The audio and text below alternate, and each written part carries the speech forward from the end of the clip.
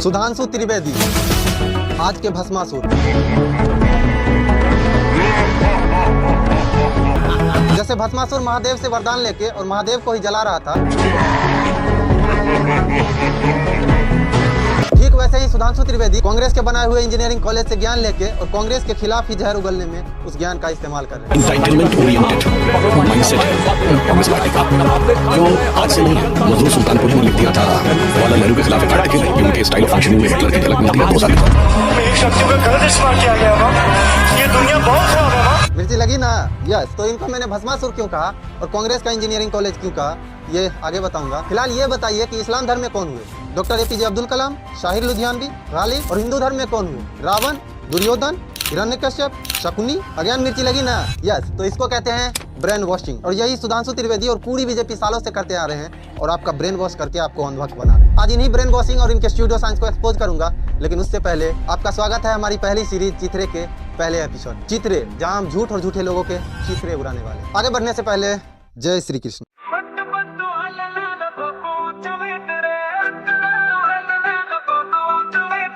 चिट्ठड़े उड़ेंगे तेरे चिट्ठड़े, सुना है तू जाहिलों में हिटड़े। चिट्ठड़े उड़ेंगे तेरे चिट्ठड़े, धड़क दिन था।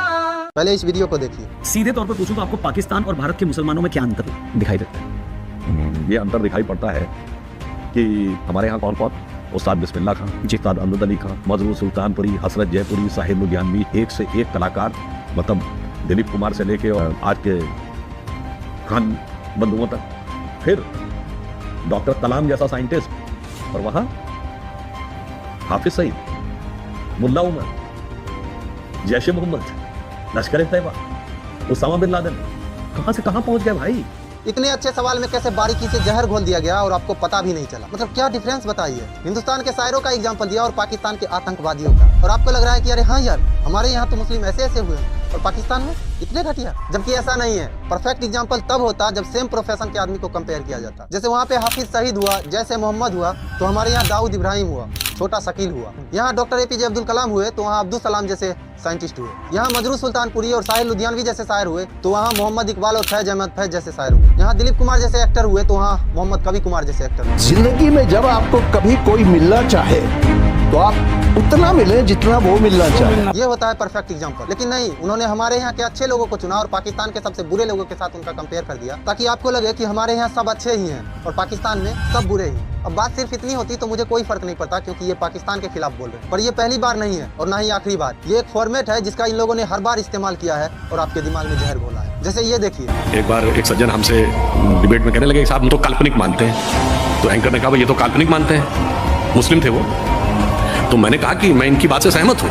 हमने कहा 4 भाई थे, राम लक्ष्मण भरत शत्रुघ्न, और राजा दशरथ उनके पिता थे। तो पिता के कहने पे राम चले गए वन में, तो लक्ष्मण भाई के रूप में वन में चले गए। भरत ने जाके वन में गए और थाली में राम की खड़ाऊ रख के लाके शासन किया। मैंने कहा एक और बाबरी परंपरा में भी एक 4 भाई थे, शुजा, मुराद, दारा और औरंगजेब। मैंने कहा एक ने बाकी 3 का कत्ल कर दिया, बाप को जेल में डाल दिया, और इतने से भी उसे संतोष नहीं हुआ।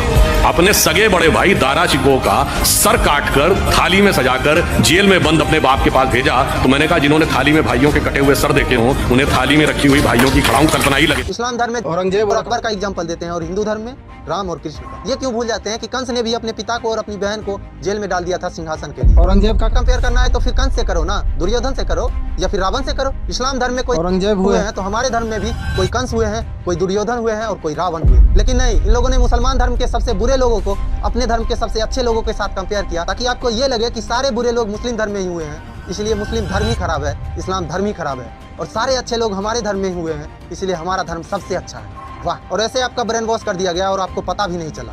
खराब लोग उनमें भी हुए हैं, खराब लोग हम में भी हुए हैं। बस फर्क इतना है कि इन लोगों ने अपने खराब को छुपा के और उनके खराब को खराब बोल बोल के आपका दिमाग खराब कर दिया है। ऐसे ही नहीं हवन को एयर प्यूरीफायर बताए गए हैं, बड़ी शिद्दत से तुम्हें अनभक्त बनाए गए। ऐसे ये लोग अनभक्त बनाते हैं और लगातार वो अनभक्ति में लीन रहे, इसके लिए कहीं की ईंट कहीं का रोड़ा जोड़ के ये उनको ये बताते हैं कि हमारा धर्म साइंटिफिक है। जो साइंस आज कर रही है वो हमारे वेदों में बहुत पहले से ही लिखा है, और अनभक्ति में लीन लोग ये समझ नहीं पाते हैं कि ये झूठ है। और मादक के आदमी के दिमाग की एक कमजोरी ये होती है कि अगर एक झूठ किसी के सामने बोला जाए, एक बार, फिर 2 बार, फिर 3 बार, फिर 10 बार, फिर 50 बार, फिर 100 बार, तो लगता है यही सच है। जैसे ये देखिए, ये बताइए इस धरती पे कितने परसेंट पानी है? 70% और 30% लैंड है।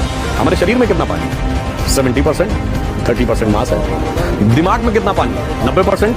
ब्रेन में even percentage of saline in the oceanic water is almost similar to percentage of saline in your blood. और दिमाग में 90% है, इसीलिए चंद्रमा मन का कारक माना गया। ये कैसा लॉजिक है? मतलब ये तो वही बात हो गई कि इंडिया 7 रनों से मैच क्यों जीती? क्योंकि MS धोनी में 7 लेटर्स हैं, थाला फॉर अ रीजन। मतलब किसी तरह की बकवास लॉजिक देके ये प्रूव कर दो कि ये सब हमारे धर्म की देन। मतलब हम खुद रिसर्च नहीं करेंगे, बल्कि किसी ने कुछ खोजा तो तुरंत हम उन पे अपना लेबल लगा देंगे कि ये तो हमारे ग्रंथों में बहुत पहले से ही। वाह, मस्त प्लान है। अब मैंने कांग्रेस का कॉलेज क्यों कहा? दरअसल मैं ये नहीं कह रहा हूँ, मैं मजबूर हूँ ये कहने पर, क्योंकि ये भाषा है इन चिलगोजों की। मतलब ये लोग बार बार याद दिलाते रहते हैं कि मोदी का नमक खा के मोदी को वोट नहीं करोगे, मतलब नमक हराम है। मोदी का राशन खा के मोदी को वोट नहीं करोगे, मतलब नमक हराम। और अगर आपको याद होगा तो एक बार मोदी जी ने भी कहा था, मोदी का नमक खाया है। तो अगर 5 किलो राशन जो ये बांटते हैं वो मोदी का है, तो फिर तो जो कॉलेज कांग्रेस सरकारों ने बनवाया वो तो कांग्रेस का ही है। वैसे कॉलेज किसी पार्टी का नहीं होता और ना ही राशन कोई मोदी दे रहा है, बल्कि ये सब इस देश की सरकार कर रही है और ये सब इस देश का है। ना तो कांग्रेस वाले अपने पापा जी के घर से लाए थे और ना ही मोदी जी अपने पापा जी के घर से लाए हैं जो हमें दे रहे हैं। ना ही कॉलेज किसी कांग्रेस का है और ना ही राशन किसी मोदी का। और मैंने भस्मासुर शब्द का प्रयोग क्यों किया? क्योंकि जब मोदी जी संसद में किसी को सूर्पनखा कह सकते हैं। सभापति जी, मेरी आपको प्रार्थना है, रेणुका जी को कुछ मत कीजिए। रामायण सीरियल के बाद ऐसी हंसी सुनने का आज सौभाग्य मिला है। तो मैं किसी को भस्मासुर तो कह ही सकता। वैसे इनके झूठ को एक्सपोज करूं तो एक लंबी सीरीज बन सकती है इनकी झूठ और बकवास बातों पर। ये वीडियो काफी लंबी हो गई है, तो बाकी की बात हम करेंगे किसी और एपिसोड में। जुड़े रहिए हमारे इस सीरीज चीथरे से, जहां हम चीथरे उड़ाने वाले हैं झूठ और झूठे लोगों। फिर मिलेंगे चीथरे के अगले एपिसोड में, तब तक रखिए अपना बहुत बहुत ख्याल। नमस्कार।